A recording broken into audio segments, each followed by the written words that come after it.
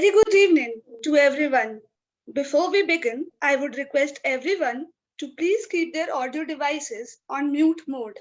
However, during the question and answer session, you may ask the question through the messaging facility in the meeting platform through chat messages.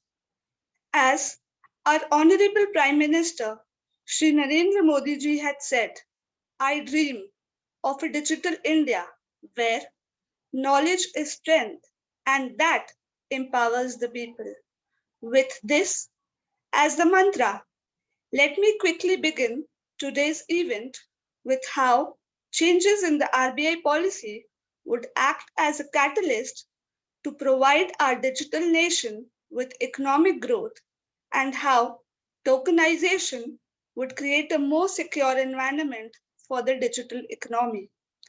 Ladies and gentlemen, on behalf of Indian Institute of Management Ranchi, I welcome you all in today's roundtable on the topic RBI's payment guidelines on tokenization and its impact on digital adoption, which is organized under the aegis of Atal Bihari Vajpayee Center for Leadership, Policy and Governance in collaboration with Empower India, New Delhi. We are extremely privileged to have an eminent personality, Dr. Aruna Sharma, who is an IS officer of the 1982 batch. With a Master in Development Studies from UK and a doctorate in Development Economics from Delhi University of Delhi, Dr. Sharma has been relentlessly championing the cause of sustainable development in her book, You at the Rate of Game Changer for Inclusive Growth. She was a member of Reserve Bank of India's high-level committee on deepening the digital payments in India. She works in the field of digital transformation, e-governance, FinTech, digital assets, as well as the core sectors like steel and mining. Presently, Dr. Aruna is on the board of directors for some companies and writes regularly on the topics of economy, digital, social innovation, and rural development. As an author, she has 5 bestseller books to her credit, the latest one being Dancing Through the $5 Trillion Economy Through Holistic Right. Ma'am, I extend a very warm welcome to the eminent speaker of this evening. I feel proud to be a part of an eminent institute where Honorable Dr. Pradeep Kumar Bala is our director in charge. Dr. Pradeep Kumar Bala is currently serving as the Dean of the Institute, and he is also a member of the Board of Governors at IIM Ranchi. He has an experience of more than 17 years in academics and teaching in the domain of data mining, social media analytics, and many more. I welcome you, sir, and thank you for your gracious presence. Moving forward, I now take this opportunity to introduce a passionate team of faculty members who are involved with the Atal Bihari Vajpayee Center for Leadership, Policy and Governance.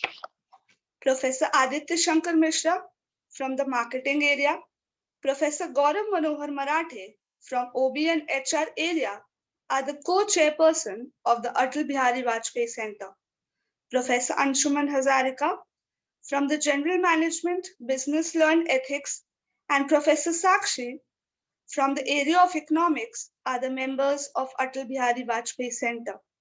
Now, I would request our Honorable Director in charge, sir, to give a brief overview of Institute and the Center of Excellence, Atal Bihari Vajpayee Center.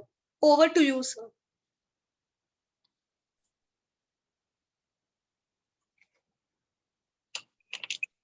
Good evening. Welcome, Aruna Sharma to this event, to IIM Ranchi. So about the Institute, Indian Institute of Management Ranchi. It is basically the ninth member of prestigious IIM family. The institute was established on 15 December 2009 and has already been recognized as a preferred institute for management degrees across the country. We have been ranked at the position 21st in NRF India ranking 2021, and in the previous year 20th under the management category, indicating the continuous striving by the institute to improve the quality of education. Currently, we offer 4 flagship programs, namely MBA, MBA Business Analytics, MBA HR. These are all 2-year full-time residential management postgraduate degree, and we're the first time to start the course on MBA in HR, and we have PhD in management. Apart from these programs, IIM Ranchi offers executive PhD and postgraduate executive program in management. The institute also has a well-established and dedicated management development program office to look after industry academic collaboration. Our PhD scholars are provided all the necessary support of funding and academic resources to take their inquiry with a focused mind. In view of the National Education Policy 2020, IIM Ranchi has introduced the 5 years integrated program in management from undergraduate level towards the first step for multidisciplinary institute. The first batch has started last year, the academic year 2021. To promote cross-cultural sensitivity, we have students exchange program, and as on date, we have completed signing MOUs with 12 foreign institutes. We are also the first ever IIM to be a signatory of Principles of Responsible Management Education, PRME, an initiative of the United Global Compact. Principles of Responsible Management Education is the United Nations supported initiative founded in 2007 as a platform to raise the profile of sustainability in schools around the world and to equip today's business students with the understanding and ability to deliver change of tomorrow. Faculty members are the backbone of any education institute. The IIM Ranchi gives the highest priority for quality and advanced learning in the classrooms. Therefore, we have a good blend, nice blend of faculty from the industry and academia to impart the quality education amongst the students. Our faculty uses multiple pedagogies from the case study method to simulation and from experimental learning to discussions and debates. IIM Ranchi promotes faculty research by providing diverse support to the faculty community in conducting the research.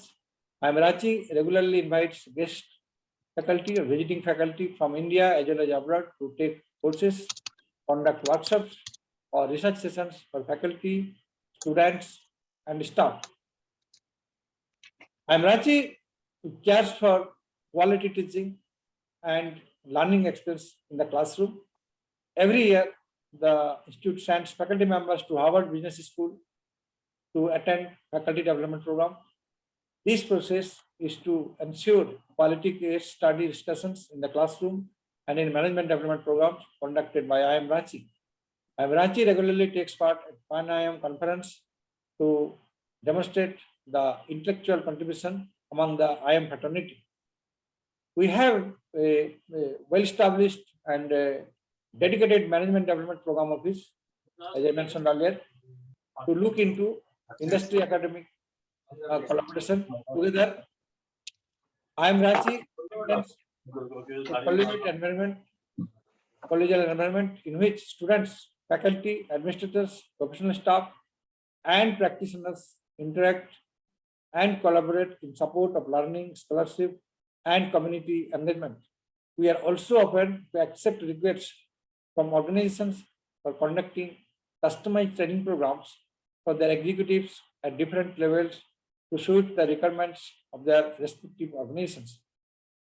The institute carries out various activities and events throughout the year. Some of them are like International Yoga Day, एक भारत श्रेष्ठ Bharat, Vigilance Awareness Week, Rashtriya Ekta Divas, National Education Day, again RAS, TEDx, etc., etc. There are various committees and clubs of the institute, which is basically student-driven, academic committee, sports committee, alumni and international relations committee, media and public relations cell, cultural committee, operations club, literary club, finance club, Samarpan, Marquis, consulting club, e-sale, HR club. These are the different clubs and committees. IIM Ranchi takes pride in its work culture, which we refer to as student-driven, faculty-managed, and director-guided and administration-supported management institute. We have well-established participative processes of decision-making and organizing, which brings students, staff, faculty, and director together to work as an IIM Ranchi community and strive towards superordinate goals. The students, clubs, committees, and council activity look into diverse issues from administration to academic matters, and from social cause to industry contacts. These student committees regularly interact with formally assigned faculty mentors or informally with the faculty having the related interest and subject competence. Faculty collectively hold positions of responsibilities in multiple academic committees to manage the educational administration, content, and processes actively. As far as community engagement is concerned, IIM Ranchi is actively involved in the implementation of the Unnat Bharat Abhiyan, a flagship program of the Government of India for rural development initiatives by education institutes. IIM Ranchi has adopted 5 villages in nearby areas under the leadership of Professor Gaurav Marathe, and is currently working on a community-owned tourism development project for livelihood generation and overall integrated development of these villages. Institute also has different centers of excellence, like one is Birsa Munda Center for Tribal Affairs, has been set up to carry out research in the areas related to tribal affairs. The center is headed by a senior professor and is in the process of submitting multiple proposals to the concerned department or ministry so as to further the objective of tribal development in the country. Rekhi Center of Excellence for Science of Happiness to promote happiness in the society under the leadership of Professor Tanushree Datta. The Atal Bihari Vajpayee Center for Policy, Leadership and Governance, which has been formulated to become the vibrant knowledge center, which takes forward the scholarly conversations in leadership, policy and governance, and today's event is one. It also aspires to establish itself a think tank and provides professional consultation, advice and support to government, public sector undertakings, local administration in the implementation of the schemes and policies. It intends to develop a pool of leaders, administrators, and managers with strong foundations in policy and governance strategies. The center recently conducted summer school for more than 80 aspiring leaders. The Vice President of India, Central Ministers, and State Department Secretaries have delivered guest lectures as part of ongoing leadership talk series organized by the center. Recently, we have started a new center of excellence. IIM Ranchi is established in the state of Jharkhand, which is a majority tribal state, and this center aspires to conduct research and training which can contribute to tribal culture and context. After its constitution, ABVCLPG has conducted various roundtables, webinars, e-symposium, winter school, summer school, international summit in the recent past. Some of the eminent personalities, including Sri M. Venkaiah Naidu, Honorable Vice President of India, Professor Jagdish Seth, Charles H. Kelstad, Professor of Business in the Graduate of Business School at Emory University, Mr. Parmesan Iyer, World Bank, Washington, D.C., who is also a former secretary to the Government of India, Ministry of Drinking Water and Sanitation, Sri Arjun Munda, Honorable Minister of Tribal Affairs, Government of India. Dr. Rajkumar Ranjan Singh, Minister of State for Education and External Affairs. And I not spend much time in speaking about the institute. So you all are eagerly waiting to hear Mrs. Aruna Sharma. Thank you all. Thank you, sir, for taking out the time and also for introducing the institute and the different centers of the institute and its work over the years. Now we would like to move on to the next part of the discussion, and that is the discussion with Dr. Sharma on the topic for the day, which is RBI's payment guidelines on tokenization and its impact on digital adoption. This probably is the biggest change which has happened since two-factor authentication was introduced for credit card payments and debit card payments online in India. So this is a sea change in how payments are being made online today.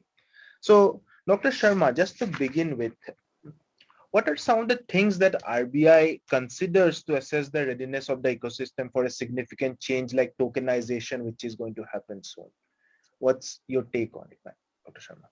Say, if you look at it, we have, like you rightly said, we traveled a long way by having the credit cards, debit cards. Then when we deepened the digital payments, we allowed the standing instructions on the debit card. So that was a big game changer when people were paying the subscriptions. So through debit cards, they could pay it off. Now that got little disrupted, and now in the name of security, because when you are using credit cards or debit cards for your commercial activities on the e-commerce platforms, a lot of data, that is your card number and other things, are saved with the merchants. Now, to add an additional layer of security, initially you had an OTP, that is the additional authentication mechanisms. Now, after that additional mechanisms, the next thing what RBI thought was to shift to the tokenization. Now, if you look at the tokenizations, there are three major players: the banks, the intermediary payments, and merchants. So, unless until all the three are ready, this cannot be rolled down. And that exactly what the RBI will look at, whether all these three major players are ready. And by ready, what do we mean? Because if we want to do, they have to be enabled that the consumer's card number should be converted into a token, right? So all the card networks have to be ready with that kind of an infrastructure where the card number can be converted into a token. And what is a token number? It is a combination of you, your card number, your place, your merchant identification, and with each merchant, you will have to do it separately. So the merchants also have to be ready. Then the entire processing has to be ready because the consumer should be able to do that transaction successfully. So the speed of it, that whether it will be able to do the transaction at the same speed as we are able to do it with the cards, and also the volumes it is to be handled. So when you look at the RBI preparedness, it will be the three players and their processes, starting from the like if you look at it about the card networks, about the process of the transaction, the volume of transaction, the speed of transaction, and also a mechanism where an individual does not want to go for tokenization, they will have to punch the number of times. So how are you going to handle it? And also the readiness of the networks to handle this massive data which will be coming up. Right, Dr. Sharma, that So seems all like these checkpoints and all these boxes have to be ticked before we say we are ready. Yeah, go ahead. yeah, right, Dr. Sharma. So that seems like a sea change to the entire payment ecosystem then. So what are the steps that RBI is taking then to ensure that the transition into tokenization is smooth? So since it's such a major change. If you look at it, it is left to the players for their readiness. The RBI has given a deadline that yes, and their intention that they want to go for the tokenization. So in the sense that your all credit, debit cards, everything will change into a token as a security measure, as a more safer measure, and also protecting the privacy of the individual. So the personal data is is not available at number of places and is not shared with the merchant while the transaction is being processed. So this is the kind of the intention which RBI has taken, and all the players are to be in the readiness. So the banks have to be in the readiness, where some of the major banks say that they are ready, and many of the merchants, they say that unless, it's a whole chain and it is sequential. So, the readiness has to be, it cannot be that one chain is ready. So when you are looking at it, the card network has to be ready, then the bank has to be ready, then the payment system has to be ready, and the last in the queue is the merchant. They have to be ready. So unless until all of them are ready, it is not going to happen. So unfortunately, the RBI is not hand-holding them for this readiness. This is to be done at their own cost. Many of the small banks are not able to afford this kind of an investment into their IT systems for these kind of corrections, and therefore the time is required, a little hand holding is required, and that is how it is moving ahead. So when you are talking about adoption of card on file tokenization as alternative to the card storage, then it is very, very important that this kind of an investment has to be ready, the entire ecosystem has to be ready, and that investment is to be done.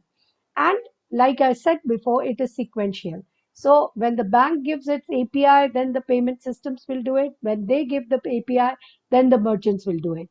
So it is like a relay race, right? So you have to hand over the baton to the next. The next may be a very good runner, practicing running, but it cannot start its run till it gets the baton. So that is the stage, and that is what the RBI is monitoring and observing whether this level of readiness is available with all the stakeholders.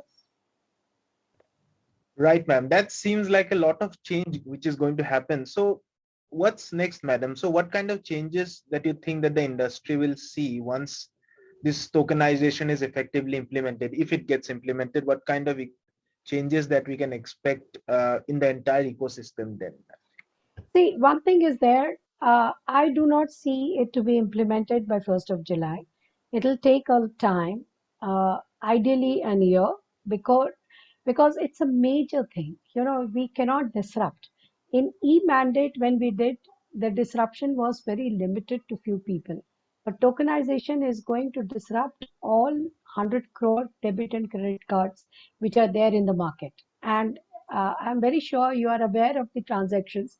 We are doing nearly 4,000 crores of transactions, right? So what is going to happen is these tokens will be created, and because of this masked storage of in a tokenized form with the merchants, the entire card details will be at the central places. That is a major change that is going to happen, and there is going to be a heavy burden on the IT system of the banks. Plus, the grievance redressal speed is also very important, because based on the token, if there is a grievance of the customer, then it is very, very important that how quickly the customer is going to react on it. So that is a change which is going to happen. So one, yes, it will provide an additional layer of security to the data and the transaction that is happening. It will take care of the data privacy, like I said before. And if you look at the digital payment industry, it is to a tune of 14,000 crores, 14 crore, I put it that way. It is that huge, it is happening. So when we are having a sustainable growth, it is also going to have an impact on the consumers, because unless until the backend is ready, all the e-commerce platforms are ready, all online service providers are ready, small merchants, like I said about the small banks, the small merchants are also not in readiness. They need a lot of handholding. So they will also have to operate in the same system. And the fear is that many may sort of, those are fence sitters, may switch over to the cash. And that is what is to be prevented. And therefore, we have to roll it down with complete readiness. It cannot be half-baked. And uh, you can say that all this data will do, it will be transforming a complete system when we are going for it, because tokenization will create a database which will be aggregated, centralized, stored databases, grievance redressal will move from the merchant to the central aggregated system down the line and then do it. And the biggest challenge, even though sounding repetitive, I have to say that today the test on the tokenization is a minuscule percentage of what speed and volume that a card is able to handle vis-a-vis token. So that speed may also get affected when we are moving towards the tokenization. Right, Dr. Sharma. So it seems that this 6 month time which the industry got for card on file tokenization was not enough. So is it right if I say that this was insufficient time for the industry, this 6 month period for card on file tokenization? Do you think we need more time to finally get it right? Yes, today, because there are two things. One thing is there that there is, hello, we do not know the readiness level of these various stakeholders who are forming a part of the chain. There is no transparency into it. We just read some statement, somebody saying that, okay, we are ready. Somebody says we are not ready. So whether card networks, all the card networks, that is Visa, MasterCard and RuPay, whether all three are ready or not, that has to become in transparent way.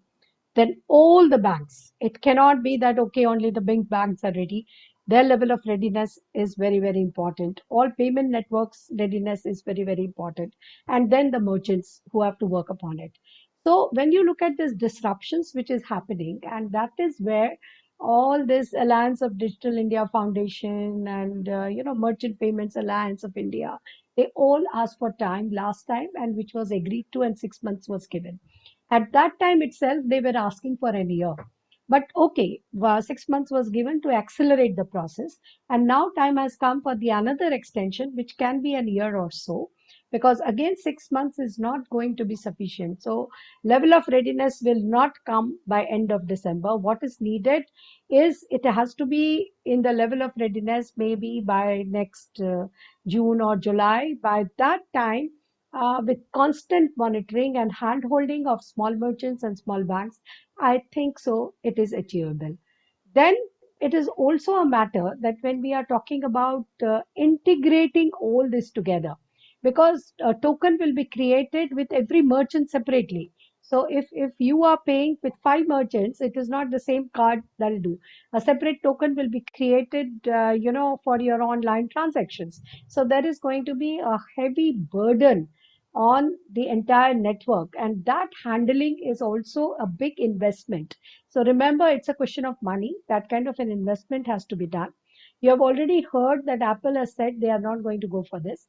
And similarly, the small banks have said that they are not on their own capable of switching over to the system of tokenization. So in the sense, it is very, very clear the committee of bankers will have to handhold them so that they are able to go ahead and provide it. And that is why I will say that yes, what you rightly said, the time is required when we are moving ahead with it.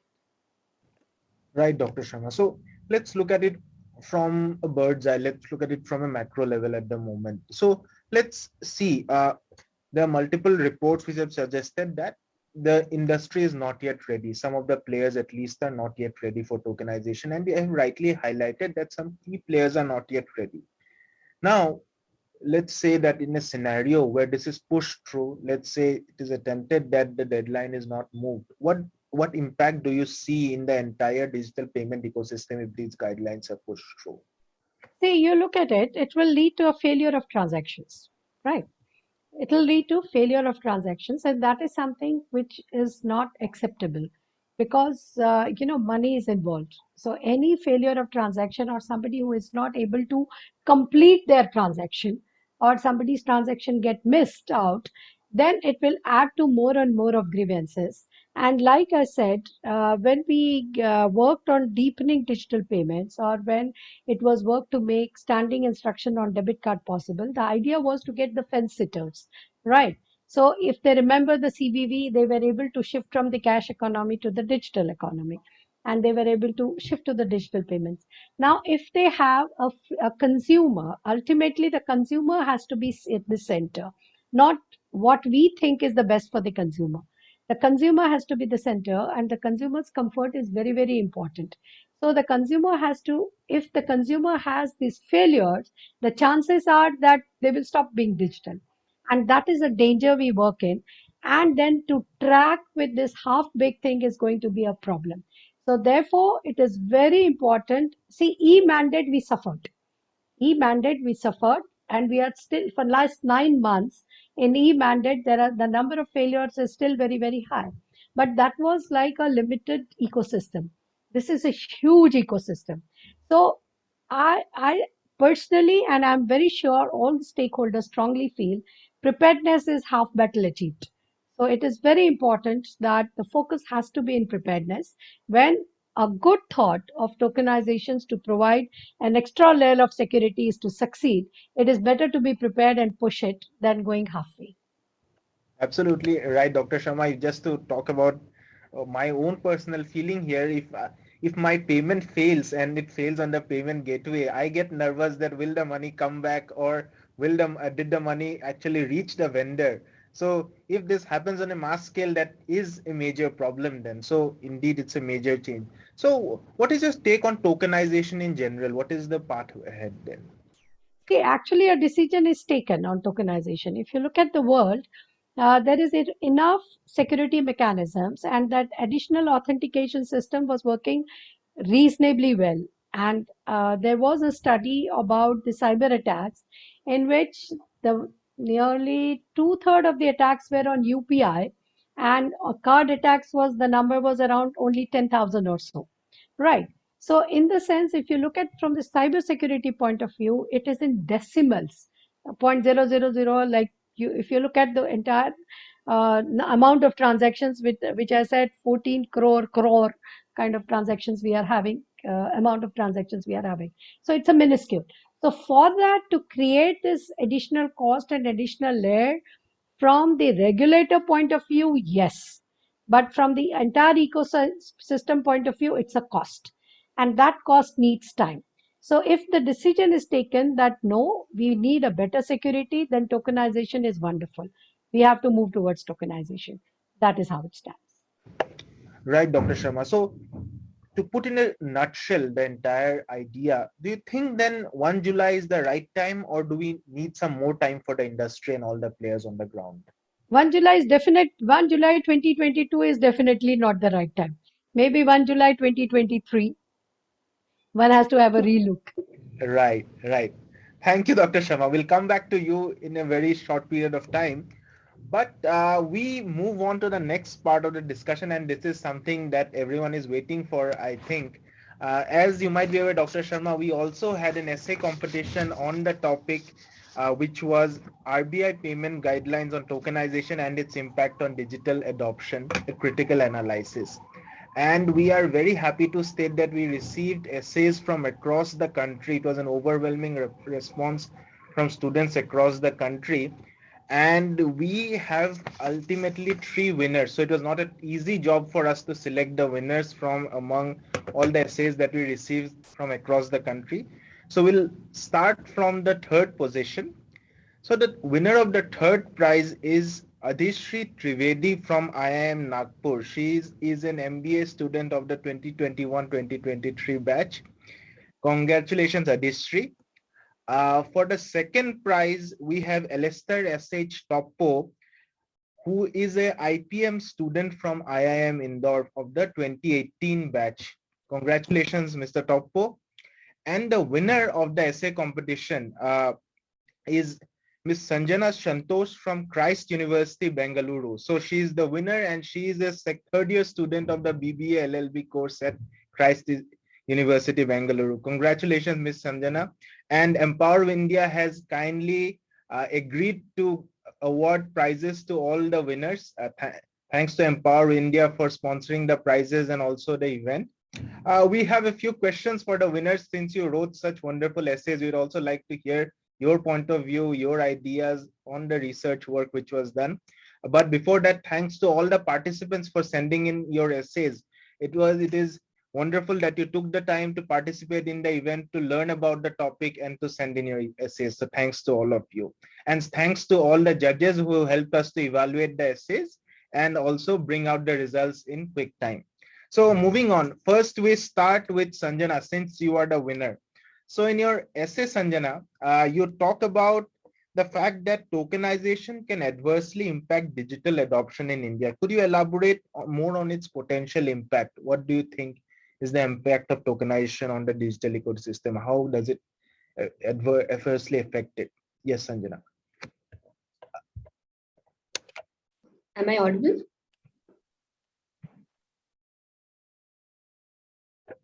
Yes, Am I please go audible? ahead. You're Yes, not yes. audible. You're on.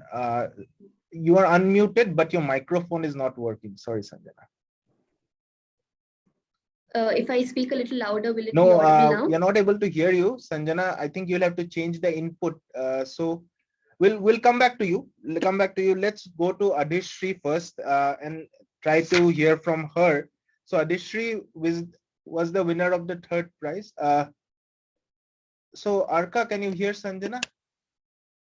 I think we can hear her. We can hear Sanjana. We can hear her. Yeah, even I can hear her. Right.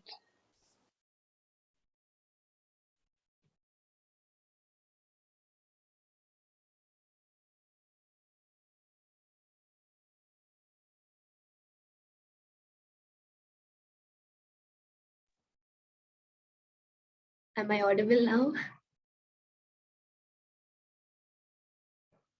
Okay. Hi, Sanjana. Can you speak, please? Am I audible to you, sir? Okay. Shall I go ahead?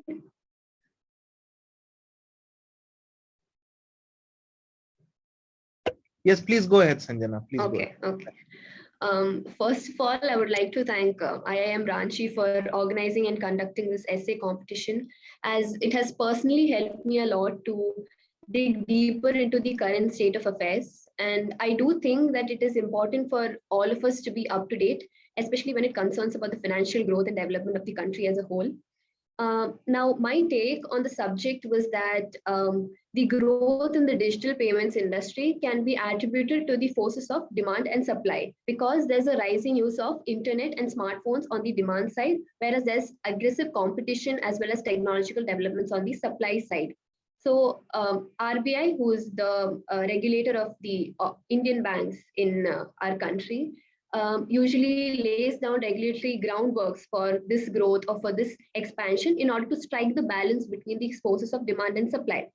Now, I think that tokenization is one such regulatory step or regulatory framework to strike that balance between the forces of demand and supply. Yes, of course, tokenization does provide enhanced security. It does lower the disruption in billing cycles. But I think there are a lot of loose ends as well. And it is necessary to tie up these loose ends. Only then this policy will be efficient. Now, like I've stated in my paper, like the question asked by Sir, I think the first adverse effect that can happen is that tokenization does raise security problems, because you are copying that sensitive data and relocating it to a different location. So there is always a threat of data theft. Secondly, like ma'am had already stated, consumers' convenience is the primary thing that every retailer should take care of. But such a mechanism can cause consumer inconvenience because consumers are unable to make instant payments. So because of this stressful encounter also, there will be negative impact on the retailer's business. Now, one final thing that I would like to state is that when it comes to refunds, there are times when consumers ask for refunds. In such a situation, it is necessary that the retailer has enough card information about the consumer.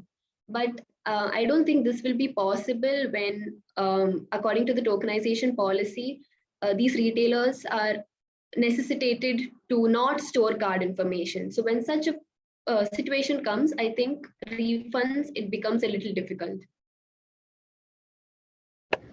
Okay, thank you, Ms. Santosh. We might come back to you depending on the time available, but we'd like to move on to Adishri.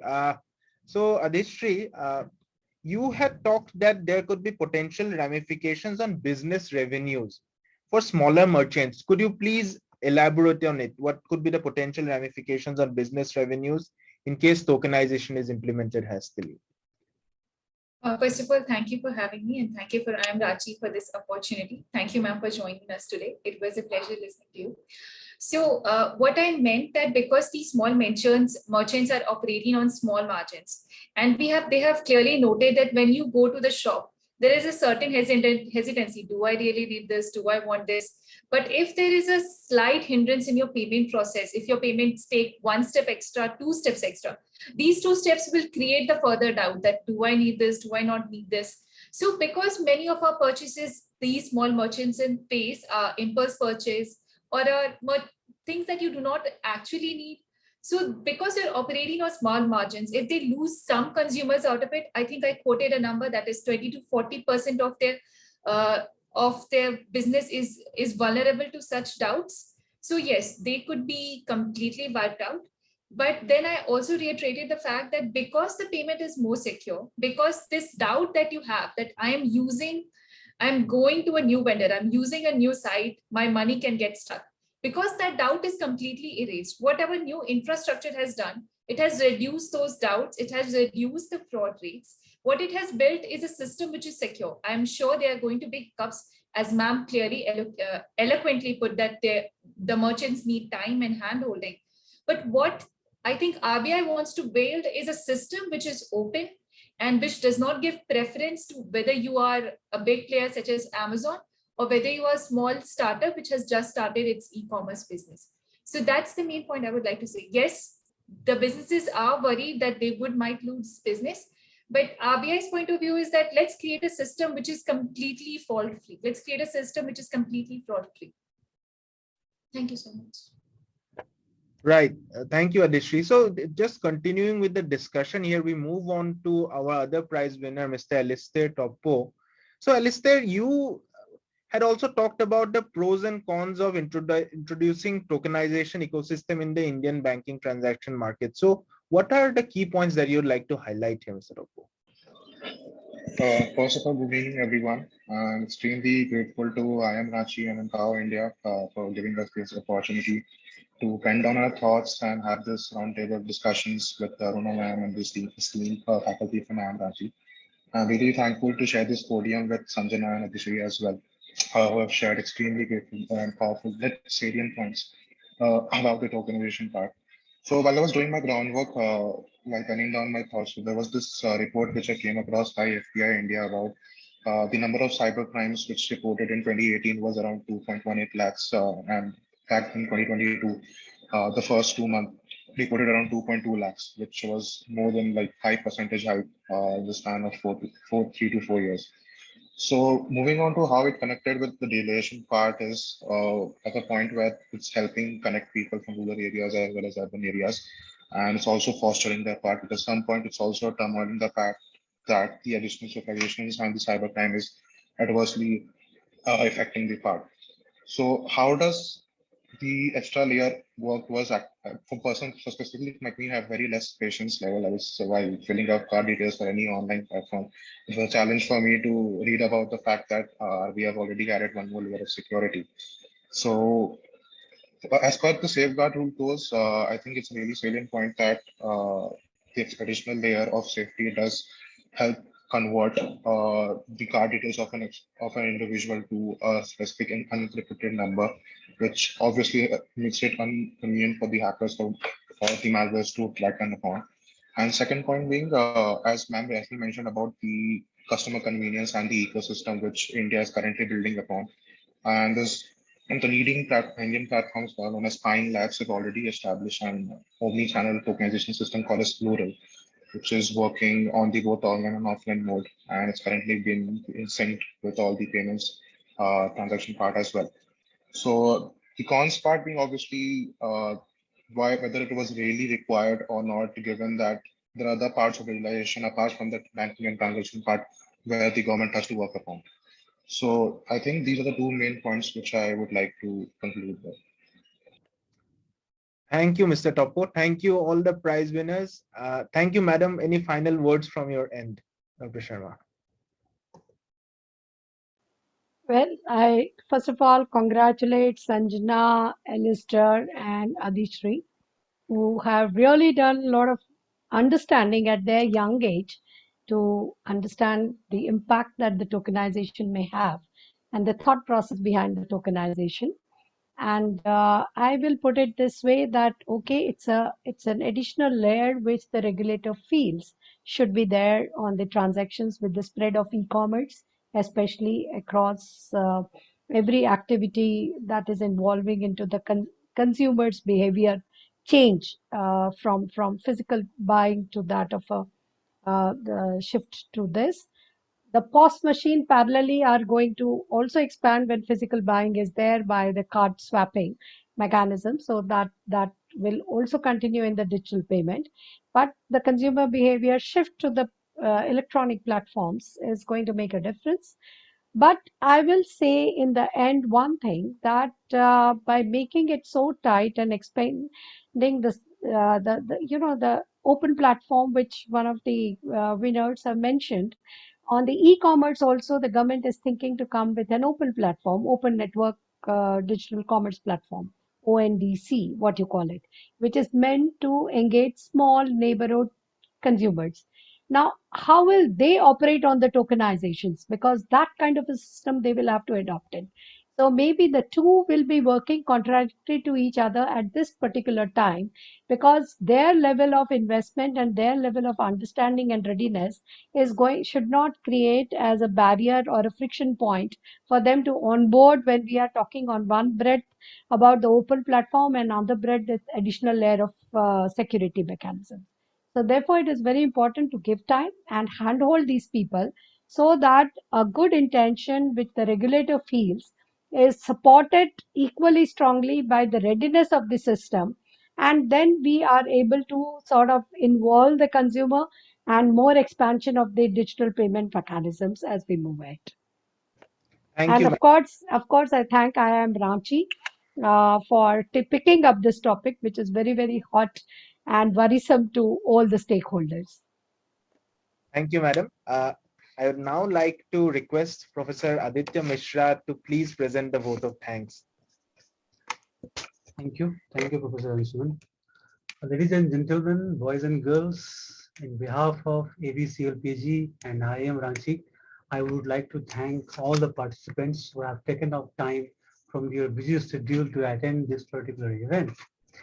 Especially our keynote speaker, Dr. Aruna Sharma, our acting director, Professor Bala, winners of essay writing competition, Sanjana, Alistair, and Adhisri, the bright minds. And perhaps I didn't have such kind of equipment at this age as these people are having. And then as we all know that participation is more important than winning.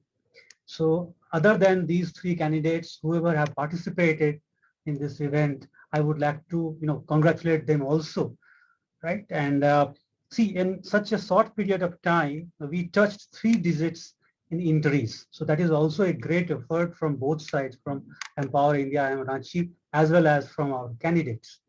Then I would like to thank Empower India, of course. They are our sponsors. Money matters a lot. Then IT team, as well as our IIM Ranchi administrations and ABVCLPG team. And last but not the least, the audience of the event, they have presently heard all the speakers. Especially, I would like to take some time to talk about some key experts from Dr. Aruna Sharma's speech. She talked nicely and she has explained the tokenization very well. She also have talked about preparedness of banks, cards, and vendors, and how to educate the consumers about this tokenization effort from RBI, as well as she has explained about cyber security and privacy. I would like to thank you, ma'am, for this elaborative speech, for this elaborative discussion about tokenization. Just one thing, I wish that this tokenization event should not be just a token measure in cyber security. It should continue, and we have many more things to come under cyber security. Then I would like to thank our acting director, Professor Bala. He introduced our IIM Ranchi and all the centers of excellence in detailed manner. We are one of them, ABVCLPG. And then I would like to thank our winners. I would like, first of all, congratulate our winners, as well as I would like to thank them to make this event such a successful event. And I personally have read their articles, and I'm quite impressed with all their entries, all their essays, and I wish you best for your future. Then I would like to thank our IT team for such kind of support. Without them in this digital era, we cannot have such kind of webinars and all. So for this uninterrupted service, uninterrupted webinar, I would like to thank them. And we all know that digital payments is pervasive nowadays. Even the street vendors, vegetable sellers, all are having QR codes in front of them. So the responsibility of RBI increases manifold, and especially when it is money, and especially when it is digital payment, then we all are very sensitive. We are very alert. Therefore, the RBI's efforts in making this cyber security intact, or making the private information and the privacy of the consumers safe. So these all are very necessary steps and should continue forever. And finally, I would like to thank, and I would like to congratulate all the participants, those who have participated at such a short interval. And all of them, I have gone through some of those entries also, and what I found that all were good, right? So there were some slight differences, but all were good. So our future is very bright, that I can say right now.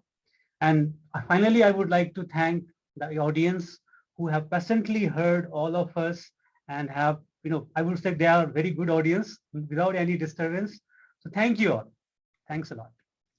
Thank you, everyone. Thank you, madam. And Thank you. have a Thank you. great evening. Bye-bye. Can we call all three? Can we ask all three to stay back? The winners, please stay back for 1 second. Yes.